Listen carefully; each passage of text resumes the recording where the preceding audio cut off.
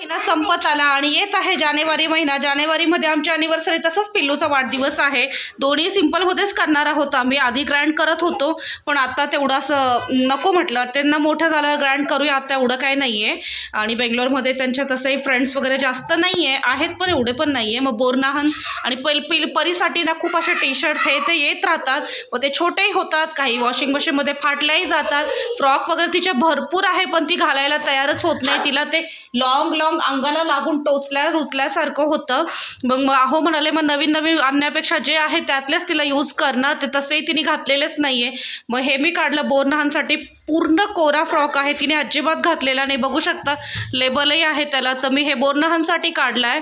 सुरुवातीला ब्लॅक घालत होते पण आता मी ब्लॅक घालत नाही, कारण अहोंना आणि मुलांनाही ते आवडत नाही. हे कलरफुल तिच्या भैयूच्या वाढदिवसासाठी काढलं आहे. खूप सुंदर फ्रॉक आहे, दोन्ही एकदम सॉफ्ट. हेच मी तिला घालणार आहे. हेच आहे